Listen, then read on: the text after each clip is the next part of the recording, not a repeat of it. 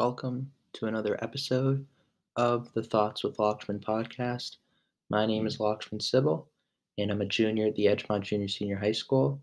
I've been working with German for about a year and a half now. The podcast is it's been about maybe 10 months we've been working on the podcast, maybe slightly more. Um, in my podcast, I started out focusing on specific aspects of German culture and German society. I've branched that out into focusing on other cultures and societies, making comparisons and expanding, my knowledge with that. And right now we're in the middle of an important series with an important anthropological issue, which is gender inequality, because a lot of it is caused by culture and religion and how different cultures and religions are actually evolving and transforming in recent years to promote equality. Um, so that's a very interesting topic. And what we've been doing, what I thought the best way to tackle this really large topic is to have a series on it. It's going to be about 4 or 5 podcast episodes. And I'm going to focus on a different region, in each episode. So I did Europe, I did the Middle East. Those were 27 and 28. This is episode 29. And this is going to be focusing on South America. The next episode will be North America. But yeah, and one last thing. So I also upload a Learning German series on my YouTube channel if you're interested in learning German as a foreign language. I would supplement it with your own practice, maybe a book or two, but I have valuable lessons on there that I help, bring up your vocabulary so that you have a foundation, and then we go into slightly more advanced grammar, and that's what we're at right now, so that you can, are efficient when you're speaking, you're listening, and you're writing in German. And yeah, let's get into the podcast. So, gender inequality in Latin America has really been a huge issue for many years. The idea of gender inequality has been around for centuries, but has really only grown worse over time. And it's spread throughout the entire world rapidly, and it doesn't look like it's going to slow down enough to solve everything immediately. Discrimination towards women is what fuels these actions towards the female population. Gender inequality includes things like the wage gap and femicides, and across the board in Latin America, women get paid less than men, and this is called the gender wage gap. And this problem is extremely prominent in Latin America, even more so than other regions. If you're a more educated woman in Latin America, then the gap is slightly more narrow. So you'll still get paid less, than your male colleague, but more than a less educated female colleague. The lesser educated woman earned 58% of what her male counterpart would make. But this is now increased to 80%, but it's still less. But progress has been made. Additionally, legislation in recent years has been passed to protect, domestic workers, female domestic workers, and some of these laws include setting minimum hourly pay rates and a rise in minimum monthly wages. The minimum wage itself is an interesting topic because sometimes it can actually increase unemployment and it can hurt workers, but in this case, it works well and it's important. More women in Latin America are actually getting an education now and are going into science and technology careers. So that's another positive thing because before this just was not happening. It was unheard of, actually. Um, Femicides are another thing. Femicide, by the way, means, the killing of a woman. And Latin America is one place where, domestic violence is really, really a big issue. And this is really down to boyfriends and husbands when it comes to, femicides. And they're the most common suspects in cases of domestic violence. And, the women of Latin America are constantly alert because of this. One woman, reported that she couldn't step in and help her friend when she was being hit by her boyfriend because she would get hurt as well. On average, I believe 12 women were murdered a day across the Latin American region. There's a lack of consensus and agreement on a general definition, of the term femicide, which can make it difficult to collect exact statistics on what, a femicide can be or femicide rates are across different countries. But still, this what we do know is concerning. If anything, it could actually even be more. Additionally, there's also a lack of police training to correctly identify femicide. Um, According to this study I found by the Mexicans Against Corruption and Impunity, it's an organization that's working to combat all this. Only 20% of over the 10,000 murders of women were investigated as femicide. That's simply not good enough, right? Should be much more. Sorry about that. Um, Additionally, the Women Rioting for Change of Femicide Latin America is another organization that's been working for this, but they've tried. And by the way, these numbers have been rising.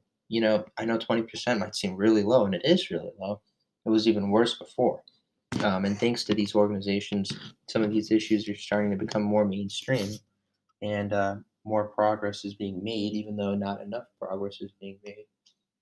Another area is with sports. Latin America, um, with the women's sports teams. For example, a national women's soccer team in Argentina, which is a big soccer country, by the way, and I believe their women's team is probably really good too. They actually went on strike, to fight against sexism and poor treatment of their team in contrast to, the men's soccer team. And, in the industry as a whole, the women's soccer team was seen as unprofessional and amateur, with them only being able to practice on an artificial turf, while the men's soccer team was able to practice on big and natural grass fields. And this strike only occurred shortly. But by the way, what you're seeing in Argentina, this happens all across the world. It just so happens that I found an article and I was able, when I was doing my research for the podcast, that I found an article that focused on this inequality in terms of sports with the soccer teams in Argentina. But this is common, and that the United States has done a good job of trying to promote equality. But still, there was a court case recently, and it said that the women's team is still not going to get paid the same as the men's team, which is interesting too. It's not good. Additionally, you know, back to the strike, right? Um, so I believe that the team, came back after 2 years of fighting.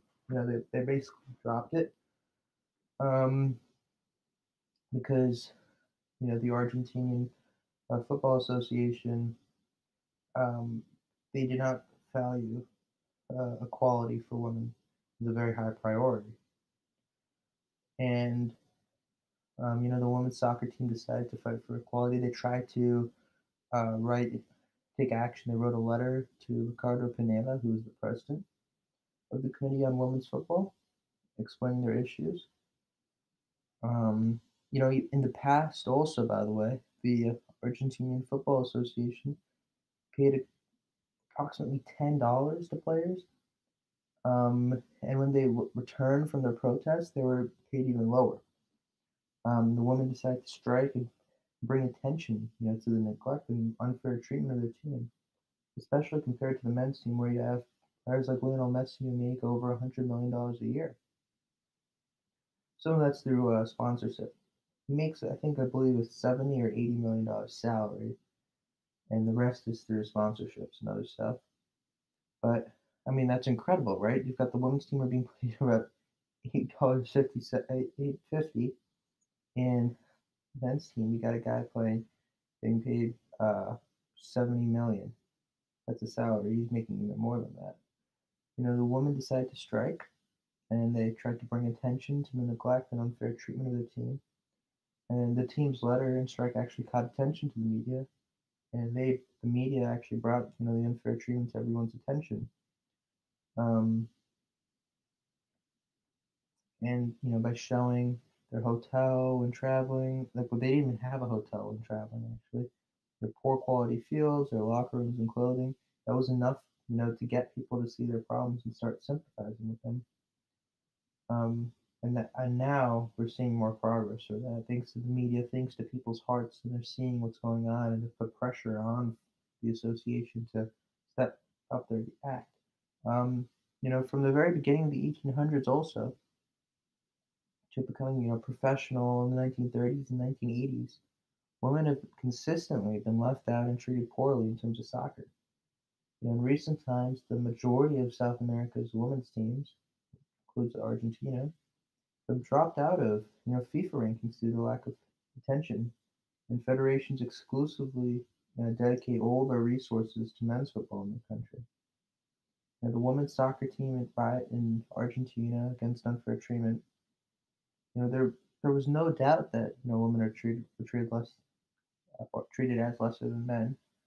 Um, it's important, obviously, for women to be treated the same because they make up 50% of Latin America's population. Um, and they are really being treated really poorly. Um, and I guess that obviously this just isn't good enough, and it's not good enough in the U.S. either. But you can at least see, why sometimes we overlook the rest of the world in these issues, because in the U.S. it's much better than this, um, and across the rest of the world. Because it's better in the U.S., we sometimes ignore. We don't understand how big of an issue it is. Um, and it's really bad in Argentina with their women's team. Um, and obviously, women in Latin America face a long road ahead, in overcoming gender inequality. Um, progress for women in Latin America and the Caribbean over the last few decades has been impressive. Many women now take center stage in the arts, business, music, politics, science, and now we're seeing more in sports. Laws, and more laws that have been passed that equally protect women and their increase, participation in labor force has been rising. I think it's more than 60% now, but that's nearly 20% more than what it used to be. With that being said, women are still 30% less likely than men to hold jobs and are more likely to be poor and enter old age without a decent pension. And all this harms, the exercise of human rights and economic efficiency and calls for urgent change. Another big problem is teenage pregnancy in Latin America. You know, another thing that hurts a lot of women is that they become mothers at a very young age in Latin America and the Caribbean, and that limits their choices later in life. This region of the world actually has one of the highest rates of teenage pregnancy in the world. And by 20 or 24, 25% of women have, by age 20 to 24, 25% of women have a child in this region, which is very young. And this, leads to stark gender disparities, as early maternity leads to school dropout, a limited participation in the labor market, and the disproportionate assumption of family and housework. In the early years of adulthood, young men still tend to be living with their parents and working their first serious jobs. But a large percentage of young women, though they might want to be working or studying, are at home taking care of families. And at ages 20 to 24, it's bad enough, but from ages 25 to 64, women are spending more than 22 hours a week simply on household duties, more than 25 hours per month working overall. Since it's really difficult to spend that much time taking care of a house and still hold down a full-time job, only 6 in 10 work. And even among those employed, you know,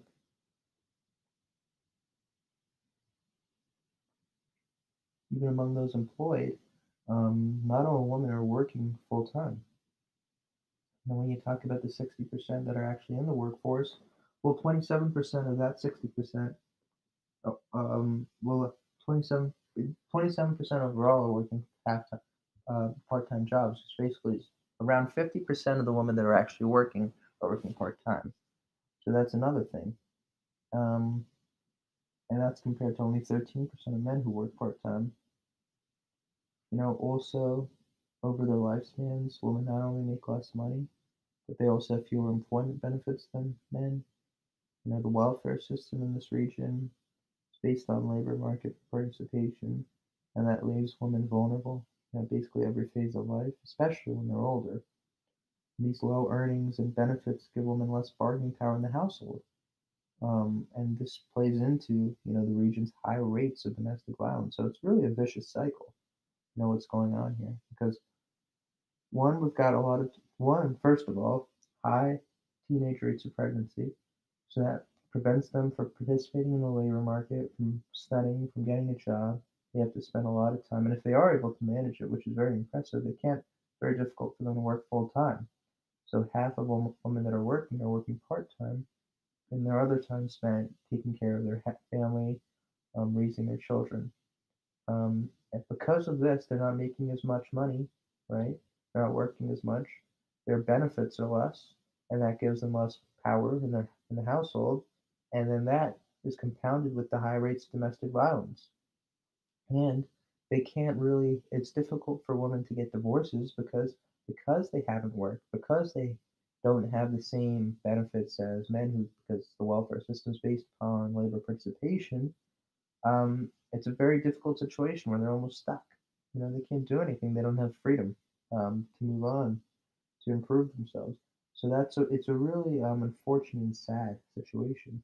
And it used to be even worse, by the way. It used to be much worse. It still is not good, but it's improved, and this is how bad it is.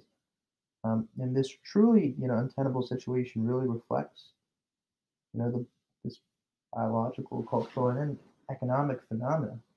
But it's not irreversible. You know, there have been programs that have aimed at reducing gender inequality. Studies reveal that very early interventions can actually make a big difference. High quality early childhood education programs, for example, have been shown to reduce both criminal behavior among boys and teenage pregnancy rates among girls. In the 1960s, intensive active learning, which was accompanied by weekly visits by teachers to students' homes, was truly transformative for a disadvantaged group of preschoolers in the United States. And kids, from 35 who attended this Perry School project were followed basically with guidance until they were 27. They had half as many arrests and an 11% reduction in the likelihood of being parents at that age, and they also earn much more money. So obviously, though, this is not easy, right? It takes a lot of investment. It takes a lot of resources to provide for programs like this to exist. But still, um, if we can raise more awareness about the issues, about the struggles, about how difficult it is for people in these regions, more people will understand, more people will be willing to donate so that programs like these ones, because it makes sense. If you're a child and you have guidance, you have consistent guidance, it's all because remember, part of the vicious cycle too is now you've got early rates of pregnancy with uneducated parents who are working hard. Maybe there's domestic violence in the house, and the kids aren't being raised very well, and the cycle continues. That's one of the biggest problems with this. So by stepping in, this is basically like having an external parent, what this program was doing. And obviously it's not easy, but if you have more programs like this, where you're guiding kids and you're walking them through because they don't have parents to do that for them, the studies are showing that it's dramatically reducing the crime. It's dramatically increasing their wages, and it's proven this would be effective. It's just difficult. It just takes a lot of resources. So we need to continue to raise awareness so that more and more people understand, more and more people donate, more and more people work for helping these types of people. Um, the Opening Opportunities Program in Guatemala is another one, and it also involves similar intensive interactions with role models, mentors, and professional training and work experience. This program reduced teenage pregnancy by 12%, and also ensured that virtually all participants remained unmarried during the program. but nearly half of them get paying jobs by the end of it. Programs can also address stereotypes that make girls shy away from professions that involve math and science. During adulthood, many of the programs that have proved most helpful are financial in nature. Preliminary, education, for example, while it's essential for kids' development, can serve as a form of really subsidized childcare that releases mothers to work at gainful employment.